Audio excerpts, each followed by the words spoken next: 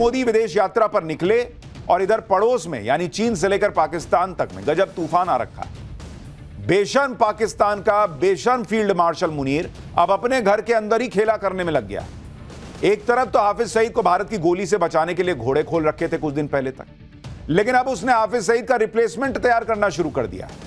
उधर पर्दे के पीछे से चीन अपना खेल कर रहा है। चीन सामने से कुछ बोलता नहीं, लेकिन पाकिस्तान को आगे करता कि जाओ जाओ जाओ भिड़ो इंडिया से, और अपना गेम सेट करता है। लेकिन बॉस, चीन में भी अलग लेवल की हलचल है। आज ही यह खबर आ गई कि चीन में शी जिनपिंग कई दिनों से लापता है। क्या चीन में जिनपिंग का तख्ता पलट होने वाला है, या चीन अंदर ही अंदर कोई खेल कर रहा है? जिनपिंग कहां है भाई? इसका सच क्या है आज आपको बताऊंगा। लेकिन आप यह भी देखिए कि चीन में हड़कंप इस बात से भी मचा है कि मोदी जिस विदेश यात्रा पर निकले हैं वो तो चीन की दादागिरी का दी एंड कर देगा। दादागिरी और अकड़ तो ट्रंप तक की भी नहीं चल पा रही। एक टक्कर नरेंद्र मोदी की ट्रंप से भी चल रही है, क्योंकि ट्रंप ट्रेड डील पर अपनी मर्जी चलाना चाहते हैं, लेकिन नरेंद्र मोदी टफ नेगोशिएटर हैं और वो भारत का हित नहीं छोड़ेंगे। इसलिए हर बात में ट्रंप की मर्जी चलेगी, ऐसा नरेंद्र मोदी के सामने तो ना चलेगा बॉस। ट्रंप की सारी अकड़ कुछ ही दिन में निकलने वाली है। पाकिस्तान, चीन से लेकर अमेरिका तक सबसे मोदी कैसे टकरा रहे हैं और इस टक्कर में हो क्या रहा है, पाकिस्तान कैसे दूसरा हाफिज सईद तैयार कर रहा है, जिनपिंग कहां गायब हैं, आज सब कुछ बताऊंगा।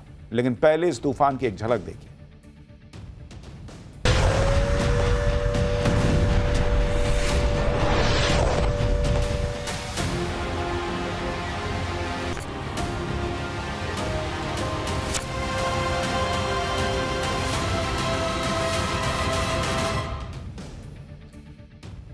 चीन में क्या हलचल मची है, पाकिस्तान कैसे दूसरा हाफिज सईद तैयार कर रहा है, ट्रंप से मोदी कैसे भारत के हितों के लिए लड़ने को तैयार हैं, वो सब आज आपको बताऊंगा।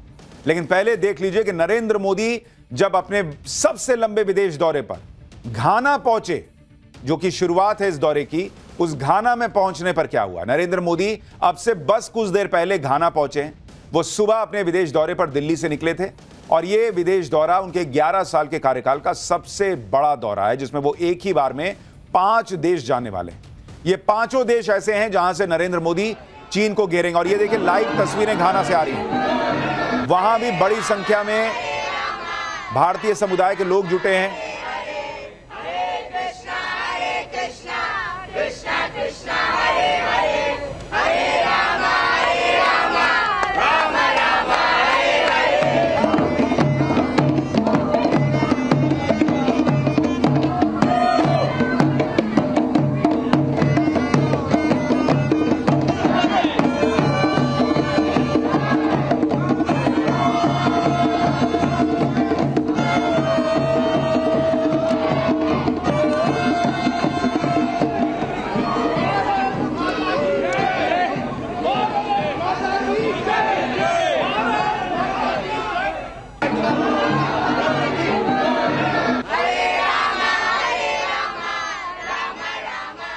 ये आपको एक्सक्लूसिव तस्वीरें दिखा रहा हूं। अब से बस थोड़ी देर पहले प्रधानमंत्री नरेंद्र मोदी जब घाना पहुंचे हैं तो क्या हुआ, और 5 देशों का दौरा है जिसमें पहला स्टॉप अफ्रीका का देश घाना है। पीएम मोदी जब घाना पहुंचे तो प्लेन से उतरते ही एक छोटी सी बच्ची ने उनका स्वागत किया। ये तस्वीरें देखिए। बच्ची ने पीएम मोदी को फूलों का गुलदस्ता दिया। उसके बाद पीएम मोदी ने कुछ देर उस बच्ची से बातचीत की है। जरा तस्वीरें देखिए।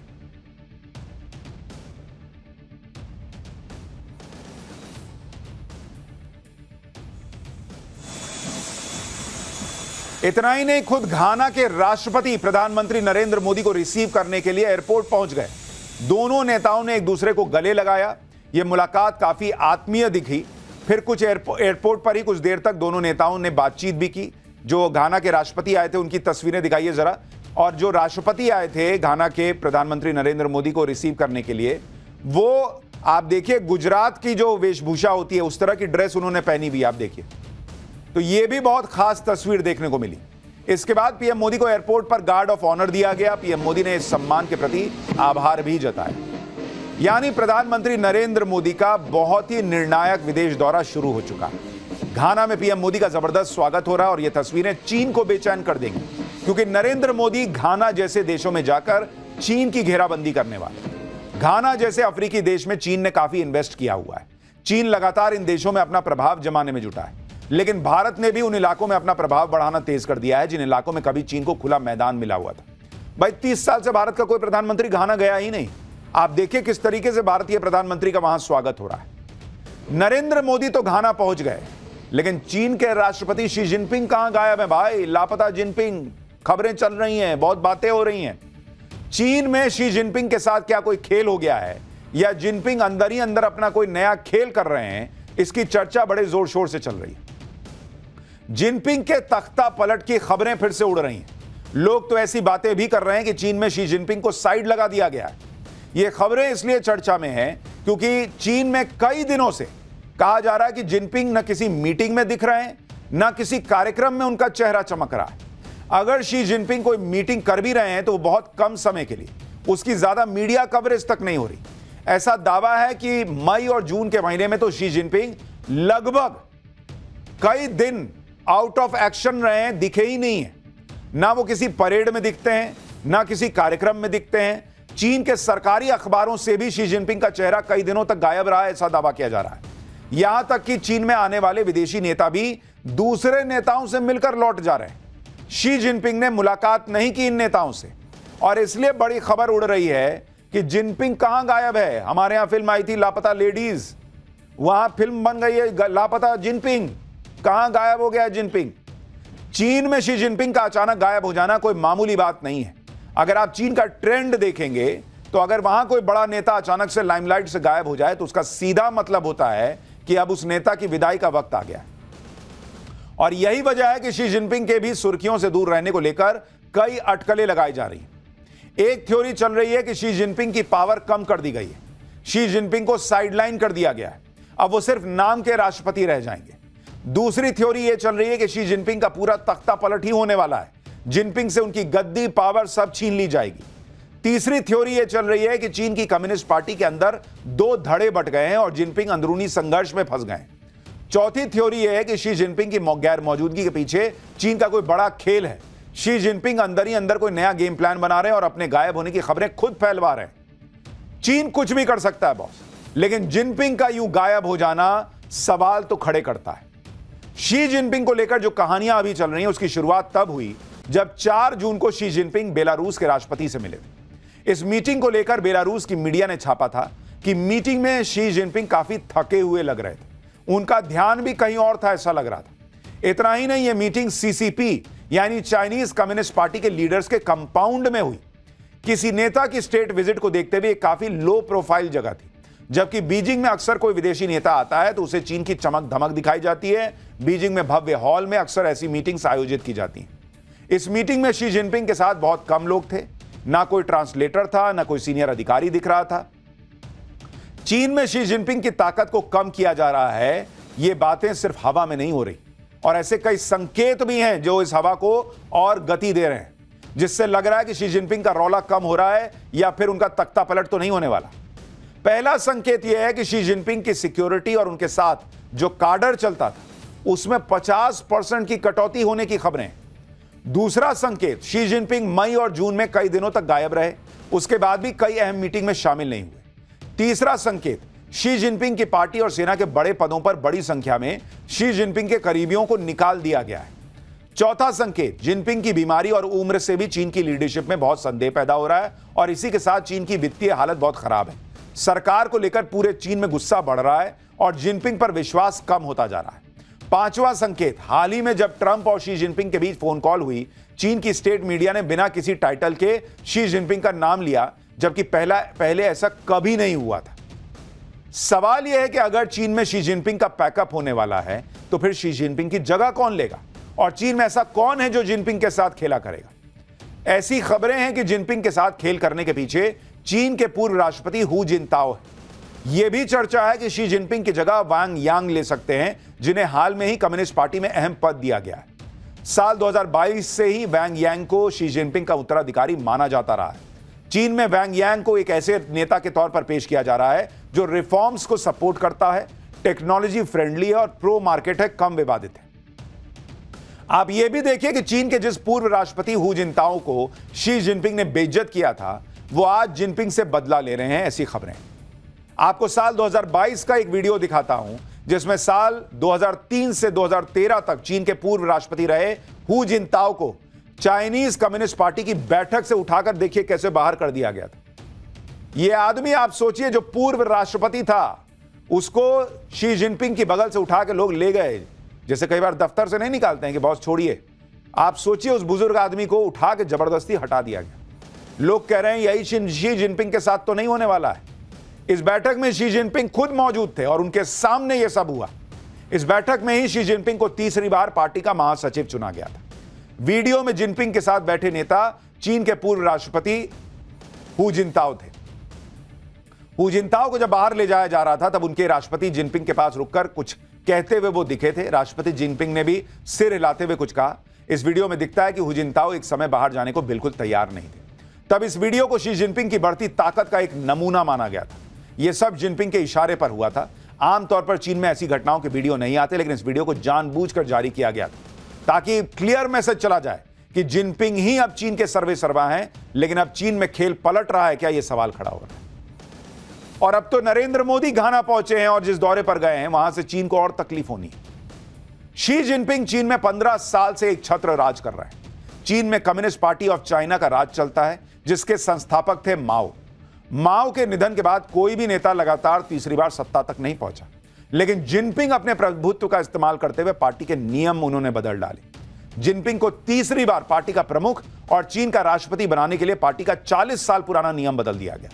चीन में 1982 में राष्ट्रपति के लिए 10 साल के कार्यकाल का नियम बना था, लेकिन लगातार तीसरी बार शी जिनपिंग को कम्युनिस्ट पार्टी ऑफ चाइना का महासचिव चुन लिया गया और इस पद पर रहने वाला शख्स ही चीन का राष्ट्रपति और चीन की सेना का कमांडर होता है। तीसरी पारी की शुरुआत के साथ ही जिनपिंग ने यह जता दिया था कि वो माओ की तरह आजीवन सत्ता में रहने का सपना देख रहे हैं। लेकिन आज के वक्त में हालात ये हैं कि शी जिनपिंग का तख्ता पलट हो जाएगा, ऐसी खबरें बहुत जोर शोर से चल रही हैं। और इधर चीन में शी जिनपिंग को लेकर बवाल मचा है, उधर चीन हर तरफ से घिरता जा रहा है। दलाई लामा ने भी आज चीन को ठोक दिया है। तिब्बत के निर्वासित आध्यात्मिक धर्मगुरु दलाई लामा ने कह दिया है कि उनके उत्तराधिकारी का चयन तिब्बत बौद्ध परंपराओं के मुताबिक होगा और इसमें चीन की कोई भूमिका नहीं होगी। इस बयान से चीन तिलमिला गया है। चीन का कहना है कि दलाई लामा के उत्तराधिकारी को चीन की मंजूरी लेनी होगी, चीन के रीति रिवाजों का पालन करना होगा। लेकिन अब दलाई लामा के उत्तराधिकारी का मामला सिर्फ धार्मिक नहीं बल्कि चीन के प्रभुत्व का मुद्दा बन गया है। चीन ने 1951 में तिब्बत पर कब्जा कर लिया था और दलाई लामा ने भारत में शरण ले ली थी। चीन में जिनपिंग अंदर ही अंदर क्या खेल कर रहा है यह किसी को नहीं पता, लेकिन पाकिस्तान में वहां का आर्मी चीफ असीम मुनीर क्या खेल कर रहा है, अब उसके बारे में भी बताता हूं।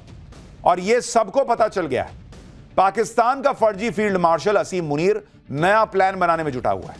असीम मुनीर पाकिस्तान में दूसरा हाफिज सईद तैयार करने लगा है। पहले वाले हाफिज सईद को तो पाकिस्तान ने बंकर में छुपा कर रखा है, लेकिन अब दूसरा हाफिज सईद कौन है उससे मिलवाता हूं। आप ये वीडियो देखिए, इसमें पाकिस्तान का नया हाफिज सईद गली गली घूम रहा है, लोगों से मिल रहा है, नुक्कड़ सभाएं कर रहा है। पाकिस्तान का यह नया हाफिज सईद कोई और नहीं बल्कि पहलगाम अटैक का मास्टरमाइंड सैफुल्लाह कसूरी है, जो अब पाकिस्तान का नया आतंकी हीरो बन गया है। वो जहां जा रहा है उसके समर्थकों का हुजूम उमड़ पड़ता है। एक जमाने में यही हाफिज सईद के साथ होता था। पाकिस्तान की सेना हाफिज सईद को इसी तरीके से नेता टाइप दिखाने का प्रयास करती थी, लोगों के बीच जाता था, आतंकी बनाता था। आज सैफुल्लाह वही काम कर रहा है जो कभी हाफिज सईद करता था। पहलगाम अटैक को अंजाम देने के बाद से ही सैफुल्लाह कसूरी फुल कॉन्फिडेंस में और वो खुद को नया हाफिज सईद माने बैठा है। आतंकी कसूरी का ये कॉन्फिडेंस यूं ही नहीं है। सूत्रों के मुताबिक आर्मी चीफ असीम मुनीर ने कसूरी को पहलगाम अटैक के इनाम के तौर पर लश्कर का नया चीफ बनाने का वादा कर दिया है। इसके बाद आतंकी सैफुल्लाह कसूरी ने लश्कर तैयबा में हाफिज सईद की पोजीशन लेना शुरू भी कर दिया है। इतना ही नहीं, हाफिज सईद की पॉलिटिकल पार्टी पर भी अब सैफुल्लाह कसूरी का पूरा कंट्रोल बढ़ रहा है। यानी धीरे धीरे ऐसा लग रहा है कि हाफिज सईद को पाकिस्तान की सेना ही निपटा दे रही है, क्योंकि उनको लग रहा है कि भाई हाफिज सईद बहुत फायदे का रहा नहीं।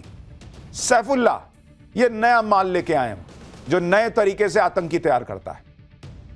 सैफुल्लाह कसूरी ने खुद को लश्कर तैयबा में चीफ के तौर पर खुद को प्रोजेक्ट करना शुरू भी कर दिया है। वो अब पाकिस्तान में अपनी पॉलिटिकल ब्रांड बिल्डिंग शुरू कर चुका है और यह तब हो रहा है जब 2 दिन पहले ही असीम मुनीर ने भारत के खिलाफ एक बार फिर वैसा ही जहर उगला है जैसा पहलगाम अटैक से ठीक पहले उगला था। इसलिए आशंका तो जताई जा रही है कि पाकिस्तान में एक बार फिर फौज और आतंकवादियों ने मिलकर भारत के खिलाफ साजिश रचनी शुरू कर दी है, क्योंकि सैफुल्लाह कसूरी और मुनीर की बॉन्डिंग तो पहलगाम अटैक के दौरान दिखाई दे दी थी।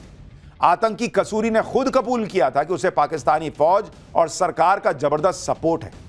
अब सवाल है कि मुनीर ने कसूरी का ही अगला हाफिज बनना क्यों तय किया। इसकी भी बड़ी सॉलिड वजह है। सैफुल्लाह कसूरी अभी लश्कर तैयबा का डिप्टी चीफ है, हाफिज सईद का बेहद करीबी है, दोनों के बीच गहरी दोस्ती भी है। भारत के खिलाफ जहर उगलना हो या कश्मीर में टेरर अटैक करवाने हो, हाफिज सईद के बाद सैफुल्लाह कसूरी का ही नाम आता है। अब आपको सैफुल्लाह कसूरी की क्वालिफिकेशन बताता हूं जिसकी वजह से वो पाकिस्तान का नया हाफिज सईद बनता जा रहा है। पहली क्वालिफिकेशन, हाफिज सईद की तरह सैफुल्लाह कसूरी की भी पाकिस्तानी फौज में ऊपर के लेवल तक बातचीत है। दूसरी क्वालिफिकेशन, हाफिज सईद की तरह सैफुल्लाह कसूरी भी भारत का मोस्ट वांटेड आतंकवादी है। तीसरी क्वालिफिकेशन, जैसे हाफिज सईद ने मुंबई अटैक करवाया वैसे ही सैफुल्लाह कसूरी ने पहलगाम अटैक करवाया। लेकिन पाकिस्तान में आतंकवादी सरगना बनने की सबसे बड़ी क्वालिफिकेशन तो नरेंद्र मोदी को गाली देना होती है, नरेंद्र मोदी को जान से मारने की धमकी देना होती है। और इस मामले में भी सैफुल्लाह कसूरी हाफिज सईद से पीछे नहीं। आप एक बार हाफिज सईद और अब ये नया वाला हाफिज सईद सैफुल्लाह, इन दोनों को सुनिए एक साथ कि कैसे पाकिस्तान के दोनों ग्लोबल आतंकवादी नरेंद्र मोदी का खून बहा देने की गीदड़ भभकियां देते हैं। अब आपके दिमाग में सवाल आ रहा होगा कि अगर सैफुल्लाह कसूरी लश्कर तैयबा का चीफ बनेगा तो हाफिज सईद क्या करेगा? कहीं हाफिज सईद मर तो नहीं गया है? कहीं हाफिज सईद भी किसी अज्ञात हमलावर का शिकार तो नहीं हो गया है? आखिर हाफिज सईद का करंट स्टेटस क्या है? हाफिज सईद का आतंकी बेटा जो भी कह रहा है कि हाफिज सईद एकदम फिट है, लेकिन सच क्या है वो आपको वीडियो में दिख जाएगा। ये हाफिज सईद का लेटेस्ट वीडियो आपको दिखा रहा हूं जिसमें हाफिज सईद की हालत देखिए। ऐसा लग रहा है कि हाफिज सईद अपने होशो हवास में नहीं है। कहा जा रहा है कि हाफिज सईद अब 77 साल का हो चुका है और बहुत बीमार है। हालांकि एक आशंका यह भी जताई जा रही है कि पाकिस्तानी एजेंसियों ने जानबूझकर हाफिज सईद का यह वीडियो जारी किया है ताकि हाफिज सईद को हटाकर सैफुल्लाह कसूरी को लश्कर की कमान सौंप दी जाए। यह भी हो सकता है कि असीम मुनीर ने दूसरा हाफिज सईद तैयार करके हाफिज को मरने के लिए छोड़ दिया हो, या कुछ दिन में हो सकता है खुद ही निपटा देंगे और कहेंगे कि भाई ये तो मार के चला गया कोई अज्ञात हमलावर, और जो है उसको बना देंगे सैफुल्लाह को नया लश्कर का चीफ। लेकिन आप इसकी हालत देखिए हाफिज सईद की। लड़का इनका कह रहा है वो बेटा कि पापा मेरे एकदम ठीक हैं, अब्बा मेरे एकदम ठीक हैं। ये देखिए चेहरा उतरा हुआ है, पता नहीं कुर्ते पे क्या गिरा हुआ है, मुंह से कुछ निकला क्या है, लेकिन हालत तो भाई की खराब है। यानी पाकिस्तान में पहलगाम अटैक के मास्टरमाइंड कसूरी को हाफिज सईद की जगह देने की पूरी तैयारी हो चुकी है और पाकिस्तान की शहबाज सरकार कसूरी के फुल सपोर्ट में, खुलेआम उसका समर्थन कर रही है। आपको याद होगा 28 मई को हाफिज सईद की पॉलिटिकल पार्टी पाकिस्तान मरकजी मुस्लिम लीग यानी PMML ने पंजाब प्रांत में एक रैली की थी जिसमें सैफुल्लाह कसूरी के साथ हाफिज सईद का बेटा तलहा भी मौजूद था। उस रैली में इन दोनों आतंकवादियों के बगल में पाकिस्तान के मंत्री मलिक रशीद और पंजाब असेंबली के स्पीकर मलिक मोहम्मद अहमद खान बैठे थे, जिसको लेकर खूब बवाल हुआ था। इसके बाद पंजाब असेंबली के स्पीकर ने सैफुल्लाह कसूरी का फुल सपोर्ट किया था और एक तरह से कसूरी को हाफिज सईद का उत्तराधिकारी बता ही दिया था। सैफुल्लाह कसूरी को मुनीर और शहबाज का तो समर्थन हासिल है, लेकिन सवाल यह है कि हाफिज सईद अपने बेटे तलहा के बजाय सैफुल्लाह कसूरी को ही अपना उत्तराधिकारी क्यों बनाना चाह रहा है। इसके बारे में भी आपको बताता हूं। साल 2017 में हाफिज सईद और लश्कर तैयबा ने अपनी पॉलिटिकल पार्टी बनाई थी जिसका नाम था मिल्ली मुस्लिम लीग। हाफिज सईद ने पार्टी प्रेसिडेंट तलहा के बजाय सैफुल्लाह कसूरी को बनाया था। ये तस्वीरें उसी वक्त की हैं जब पार्टी की प्रेस कॉन्फ्रेंस में बीचों बीच सैफुल्लाह कसूरी ही मौजूद था। अब एक और तस्वीर देखिए, हाफिज सईद की पार्टी के चुनावी कैंपेन को भी सैफुल्लाह ही लीड कर रहा और पार्टी का सबसे बड़ा चेहरा और स्टार कैंपेनर भी था। एक और तस्वीर दिखाता हूं। चुनाव के दौरान कसूरी हाफिज सईद के कहने पर ही एंटी इंडिया गुटों को एकजुट कर रहा था, खालिस्तानी गुटों के साथ मीटिंग किया करता था। तब सैफुल्लाह कसूरी पंजाब प्रांत की कसूरी सीट के चुनाव मैदान में उतरा था, लेकिन वो चुनाव हार गया था और पूरी मिल्ली मुस्लिम पार्टी को एक सीट भी नहीं मिली थी। लेकिन अभी भी हाफिज सईद की पार्टी का सर्वे सर्वा सैफुल्लाह कसूरी है। इसलिए कहा जा रहा है कि हाफिज सईद ने अपने बेटे के बजाय कसूरी को ही पूरी तरह से पार्टी की कमान सौंपने का फैसला किया। यानी पहलगाम अटैक का मास्टरमाइंड सैफुल्लाह कसूरी अब न सिर्फ हाफिज सईद का उत्तराधिकारी बन चुका है, बल्कि पाकिस्तान की आंखों का तारा भी बन गया है। नरेंद्र मोदी को यह मुर्दा करेगा। इनके खुद का देश चलता नहीं है, औकात के बाहर की चीजें हैं, देश चलाना। ये नरेंद्र मोदी को मारने निकले। आईना आईना भी नहीं लगाते हैं ये लोग, मुझे लगता है। हमारे यहां भाई कसूरी मेथी चलता है, तुम्हारा जैसा कसूरी नहीं है, उसको रगड़ के फेंक देते हैं हम लोग।